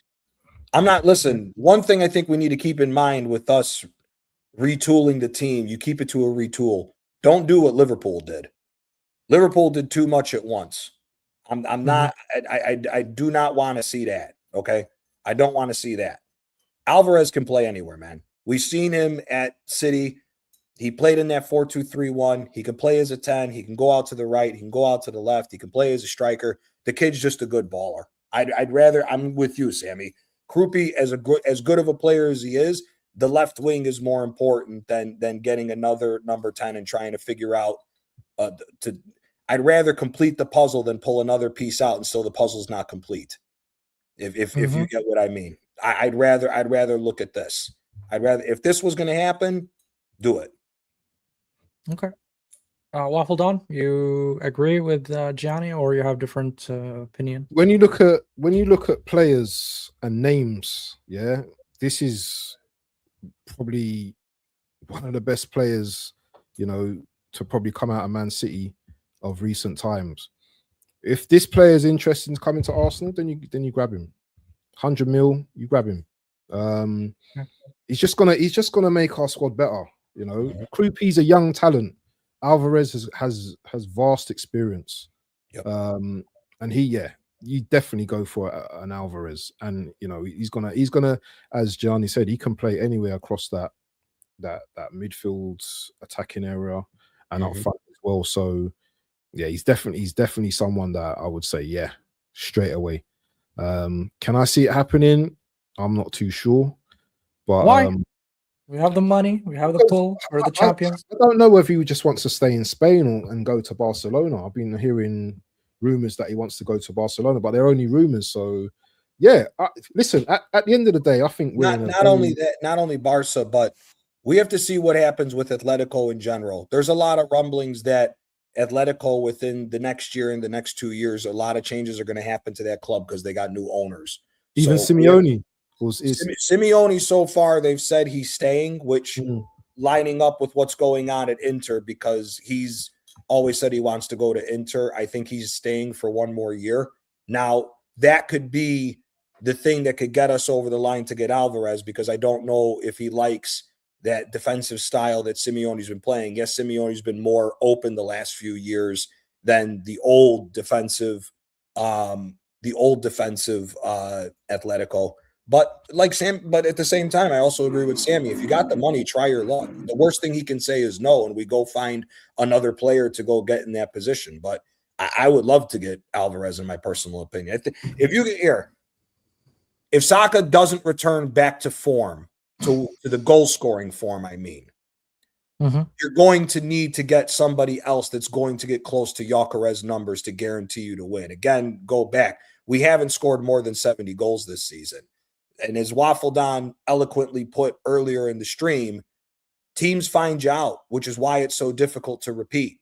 If we're going to try to do the same thing with low scoring again, I could see somebody maybe, unless we get lucky and go back to back. But for me, you add another player who could potentially score 20 goals a game plus Gyökeres, I think that's a tall order then to get over Arsenal if we can add that much more goal scoring to this team. We need an assist king, you know. We need someone that is a killer assist merchant, because I think Eze would get a lot of assists if we get Alvarez and Gyökeres together. I think Eze could do a madness next year if you get him some proper support off that left-hand side and the other number 8. I think Eze would be just fine. Fine. My G Sean, you know, I rated every single comment you put out there until you spit this nonsense. Okay, we're not playing Saka or Nwaneri or dominant left wing, and you are comparing those to Rafinha at Barca. Now, here's the difference between us and Barca. Barca has a generational talent on that right wing, which is Yamal, and there's no way or no chance that Rafinha is going to play over Yamal, especially that he's approaching his 30s. I think Gyökeres would do well with the left wing. Gyökeres on the left wing. I'm going to remove this comment. Sorry, guys, about that. It's complete nonsense, bro. If Gyökeres is going to go on the left side of anything, if Gyökeres was to go left side anything, then we have to be playing with 2 strikers up top, and that ain't going to happen. So no, 3 strikers, bro. I'm not. I don't know. I don't want to see that. And plus, not only Yamal, but Rafinha's allowed to float around because of the way they play the game, especially when you have generational talents like Fermin Lopez and Pedri and Olmo.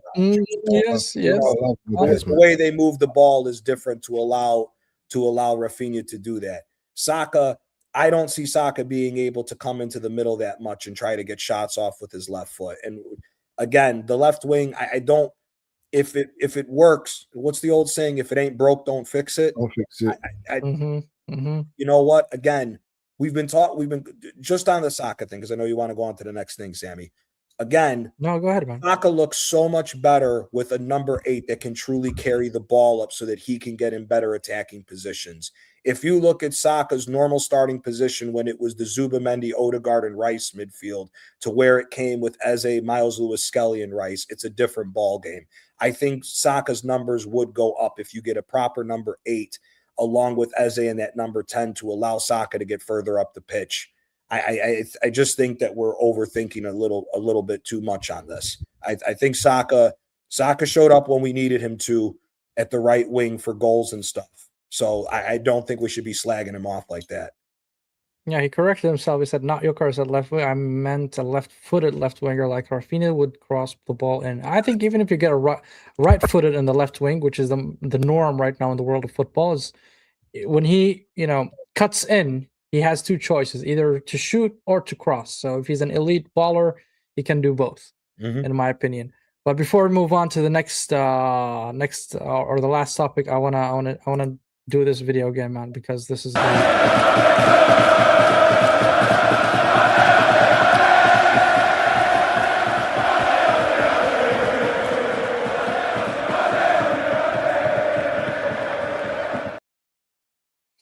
these are the Arsenal nation that joined this celebration that was unscheduled just because Bournemouth drew with City. Now, we didn't even play.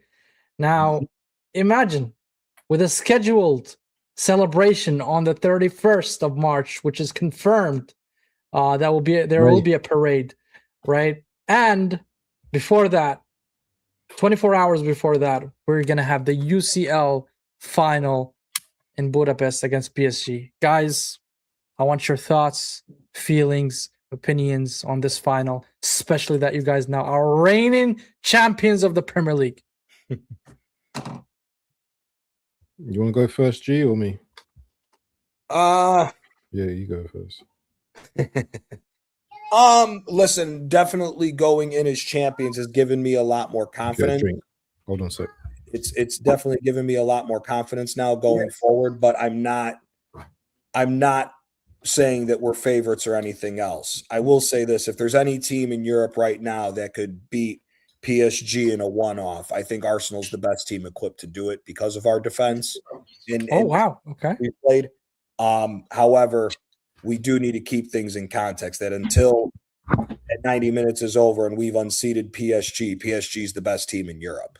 So let's just, I think we have better than a puncher's chance to win the Champions League, but I'm not going to get out and tell you that Arsenal's the favorite going into this. I'm not going to say that. What is the percentage for you, Gianni?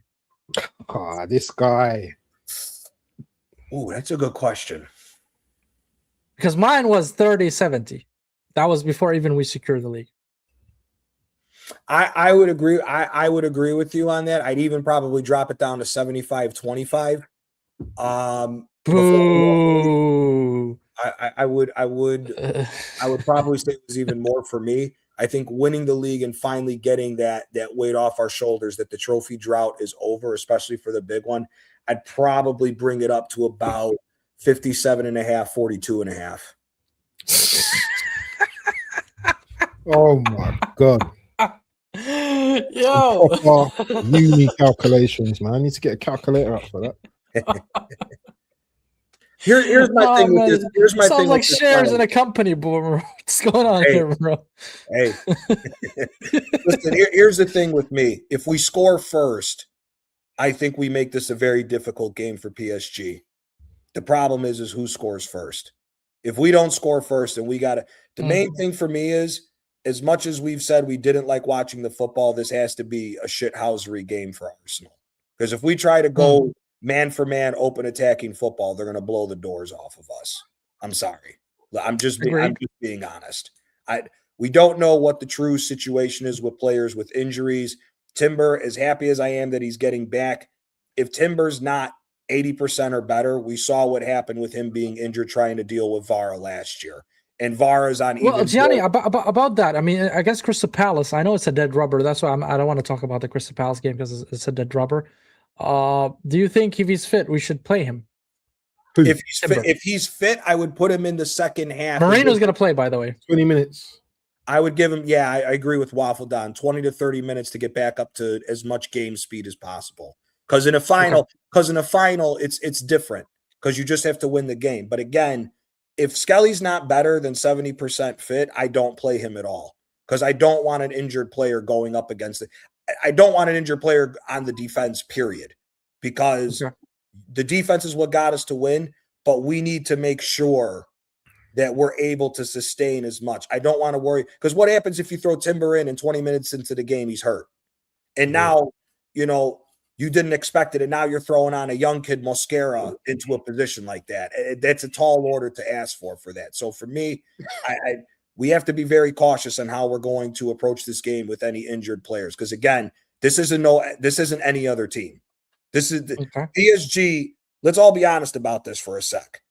Had PSG not taken their foot off the gas, Bayern would have got the shit kicked out of them in that first game. They took their foot off the gas when it was 5-2, and there was plenty of opportunities where that could have got out of hand and got a 6-2 or 7-2 score line for PSG. So let's not sit and act like this is a team that got lucky to the Champions League final and Arsenal's is the main favorites and everything else. This is still, like I said, until that 90 minutes is over and we're holding up the Champions League, this is still the best team in Europe right now. So we need to keep everything still in context with PSG. Before I go to you, WaffleDon, the secret to win against PSG is what, Sean? You got back to my graces, Sean. The set pieces. Very right? true. Because that's their weakness. That's their kryptonite. And I want to play this for them.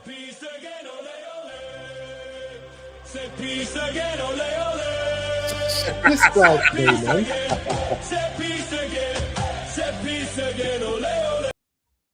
That's how we win the UCL, ladies and gentlemen. WaffleDon, your thoughts on the final, brother? How are you feeling now that we got this monkey off our back, man, which is the league? Right. Firstly, Luis Enrique said that Arsenal are the best team in the world off the ball. So I'm going to take that compliment. I'm going to take that compliment. Agreed. And I believe, do you know what? I was naive a few weeks ago, and I was like, there's no way we can beat PSG. There's no way on God's green earth that we can beat PSG. But as Gianni said as well earlier, we won the Premier League. Now, this is going to be a different game. We need players in this final to dust down their nerves, because they will be nervous. You know, this is the penultimate challenge that we've never, as a club in our history, ever been in these type of waters. We've won Premier Leagues. Obviously, this team haven't won Premier Leagues in the past, but they've won a Premier League most recently. But the Champions League is a different vibe. Now, we don't need to play expansive. We just need to stink the joint out. Stink, frustrate PSG, you know, defend for our lives. You know, the only problem with PSG is that they're very good off the ball as well. And their players, they don't stay in their positions. Dembele is all over the gaff. If you saw that goal he scored against Bayern, the movement into the box and the finish, they're very good finishers. You know, the only thing about PSG for me is their center back pairing is weak. Yeah, but you know what it is for me with PSG? They're lethal in front of goal. Vara, if he gets at you, then you're finished. Those are the players that I'm a little bit wary of. But to be honest, I think it's 50-50. I think that if we go into this game,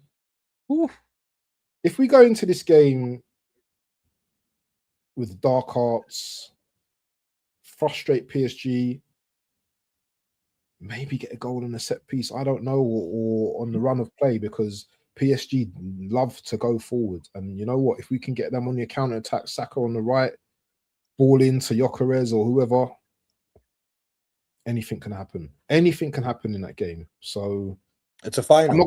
I'm not overconfident. I just think it's a puncher's, whatever you call it, puncher's chance. It's 50-50 for me. 50-50. And I'm not taking anything away from PSG.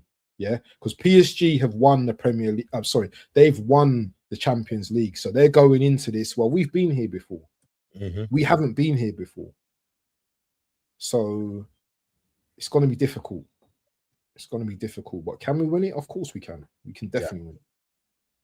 Guys, if any professional pundit is listening, Sky Sport, Talk Sport, blah blah blah blah, this gentleman right here summarized it in the perfect manner, and he deserves a compliment.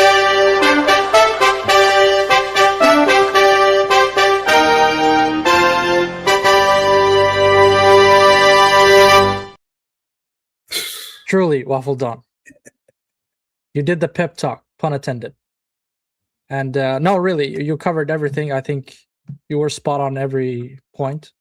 And I might go to a little bit, slightly below 50, maybe 40, I would say, in my opinion, because I still rate, as Gianni said, I think they are the best team in Europe. They have the best manager. They have the best wingers in the world. Vara, Dembele, Ballon d'Or winner. Their midfield is insane. Vitinha, Neves. And however, their defense is where I'm focused on. And that's why I think the set pieces could be our secret weapon and the dark art, like you mentioned. And honestly, I am thrilled. But I just want to ask you guys I don't want to be negative, but if we do lose it, what are your feelings about the season? Do you think this is going to be hurtful? I know it's going to hurt us as Arsenal fans, but would it hinder and tarnish the season as being successful, or do you still consider this to be a successful season under Mikel Arteta? Extremely successful. I kind of, it's you know what, this is going to sound kind of like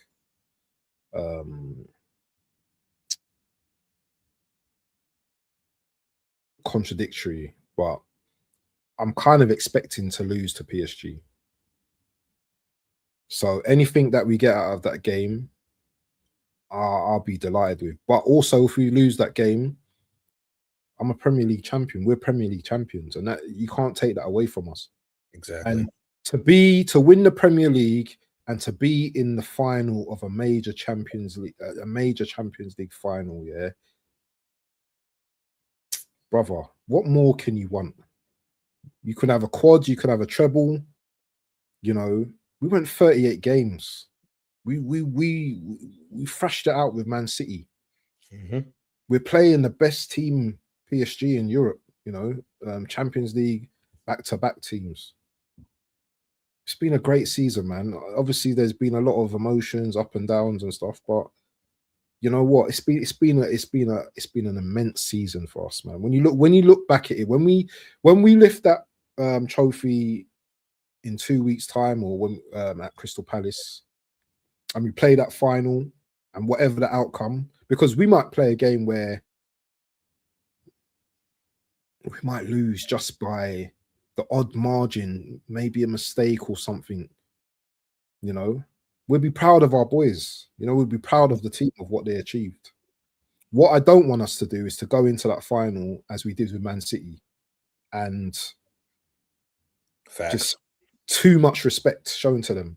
Correct. Because we are Arsenal, and we should be going into this final with the mentality that, yes, we do believe that we can win. So listen, props to the manager, props to the club, props to the boys. It's been a great season, and whatever the outcome on Sunday, I'm proud of the boys. I'm proud of everyone. Well done, man. Gianni, what about you? I mean, you consider this season successful after losing 2 finals. If we do lose the UCL, we lost the League Cup. And unfortunately, we didn't qualify for the FA Cup, where we lost in the semi-final, and we won the league, as you know. So you would still consider this season satisfactory for you, and you're happy with it, or would you be a little bit gutted that we lost to the final? I mean, obviously, after the progress that Arteta showed in the UCL specifically, from the quarterfinal, semi-final, and now to the final. Yeah, no, it's a successful year. I mean, listen, man, it's been 20 years since we made the final. So we finally got over that, right? I would have called this season, even if we had won the league, if we walked away with no other trophies and we never made the final, especially with the run that we had, with the side of the bracket we got, I would have been a little upset about that. But we've made it to the final and we've won the league. We've got a major trophy under our belt now. So nobody can sit here and say that it's a failure of a season. It is what it is, you know? So the only thing that would hurt me in this is if, and I don't even want to like entertain the idea, but if we show up like Inter did last year against PSG and we get a draw, that's gonna piss me off. Go down with a fight, I mean, at least. Listen, if we go into this and we lose 2-1, 3-2, whatever, as long as we showed we put ourselves out there, that we showed the intent to win, and like WaffleDon said, not too much respect to where we're basically cowering and hoping for a miracle, I'm fine with it, man. I'm fine with it. Just fucking go out there and die on that pitch for the badge to try to get that title. That's all I'm asking for, man. Again, and I've said this from the beginning. I'm kind of like with WaffleDon, where I'm a little bit more towards the thing where I'm expecting to lose just because. And again, if we take history into example, we've seen other teams where when they finally got over the hump, they had to win a lot of trophies in order to get there, to build that mentality for the foundation that led to the Champions League. But we've gotten the monkey off our back of winning the title. We've ended the 20-year drought of getting back into this position to try to win the Champions League. It's a good season, man. It's a great season. You know? Yeah, it sucks we didn't win the League Cup. Yeah, it sucks we didn't get to the final of the FA Cup. But brother, when you finally get over the hump and start winning, trophies come with, as long as you keep at it. And that's all we're asking for with this team. You know? Again, like we said earlier, everybody might have a different approach, different idea. We may disagree on certain things, but we all want what's best for this team. And again, I just want to be feeling the same way that I felt now for the foreseeable future with this team. And I'm fine with it, man. You know, it is what it is. And the other thing that people need to remember, when you want to win these type of trophies, you got to beat the best to do it. So it is what it is. Whether we win or lose to PSG, we got here. We showed that we're here with the other best teams in Europe. And again, and fuck it. If we lose, let's run it back next year and get over the hump. You know, it is what it is, man. Fair enough. I think that's a fair take, and also a fair expectation from every Arsenal fan that they should be wanting their club to always fight. And as Pep said, you know, before, if you got to be in it to win it, right? And that's the thing. That's the deal, right? We want to be always there, battling, the intention of winning, and we'll do it. All right, guys. Quick one. Yeah, quick one. Yeah, go ahead. I was going to say final words. Go ahead, WaffleDon. Sorry, go ahead. Yeah. Also, I just wanted to just say as well, PSG would have seen that we've won our Premier League as well. Mm-hmm. So, as good as a team they are, and as good as they got world-class players, they will be wary that, you know, we have threats in our team, and, you know, they will respect us. Why they're resting? We have world-class defenders in our team, bro. Mm-hmm.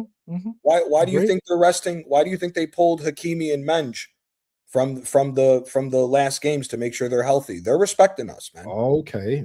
They've the same thing with Dembele coming. Did they already secure the league and every game is a dead rubber for them? Yep. Really?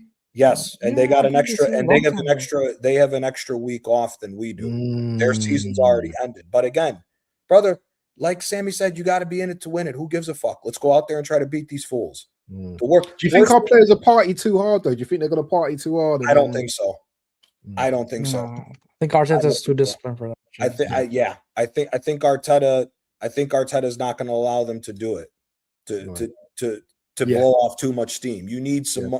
You still need some of that angst. You need that end of the season angst to help kick you in the ass to get over the line in these types of competitions. So light bulb, guys. The light bulb needs to be on and bring the fire. What a season it's been, bro, and what a time to be alive, man. We've won the Premier League. We're in the Champions League final. Bro, what more can you add? Again, this is all we've been asking for from this manager. He's delivered, and now we just got to see where we go as the club going forward. Like I said, we all want the same thing. We want this team. We all want to come back here in 5 years, be on Sammy's show and talk about Arsenal's not only won a Champions League, we've won multiple Premier Leagues and other trophies, and we've gone through a period of dominance. We all want the same thing for this club. Do we have different ideas of going about it? Yeah, but again, we're all Arsenal fans at the end of the day, and I don't think anybody here wants nothing more than us to win that Champions League. So, you know what? Just go out there. If you lose, it is what it is. We're still going to be Arsenal fans. It's not like, oh, Arsenal lost, I'm throwing the jersey away. We're not doing that. So, again, just go out there. Speaking of a jersey, Gianni, now I can go and buy an Arsenal jersey. Since the last time I bought it was 2012. Yep. When we got beaten by Manchester United 8-2. I will never forget that day. So that is the day. The last time I bought a jersey was the black and purple away kit, and I haven't bought one since. Now I can go and get me. I'm just waiting. I'm just waiting for the UCL final so that if we do win it, that's what I'm doing too. Because if we get that star, we'll have a star. Jersey. Yeah. I won't be wearing that deal top. I won't be wearing that deal top. Sorry, but go on anyway. Yeah, I understand why, but okay, fair enough. Any final words, WaffleDon, before we wrap up, my brother? Yeah, man. Just, you know what, Arsenal fans, yeah. Sometimes, yeah, it's not about point scoring. It's not about,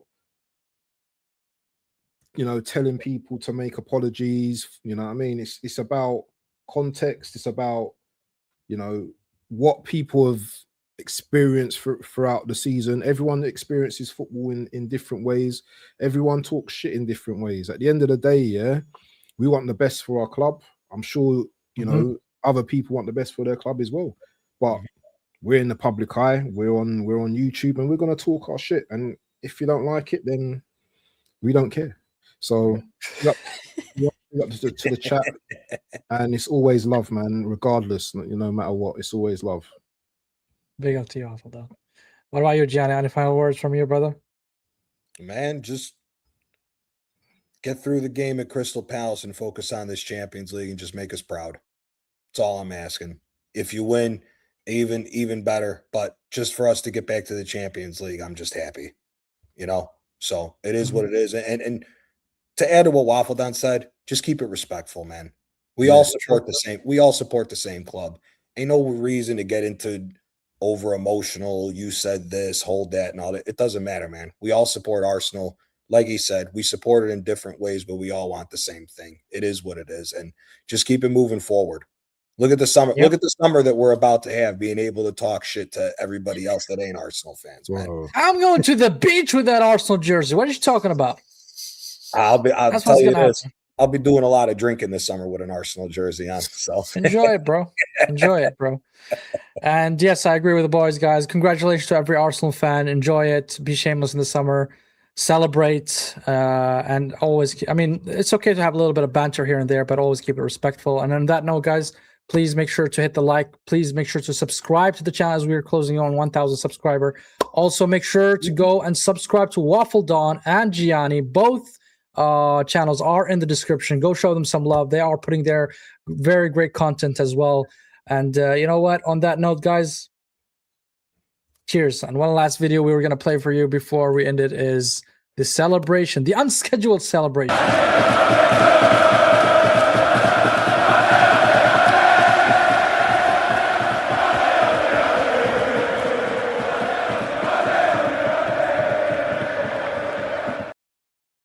And some of us will be in the parade. Let's go. Yep.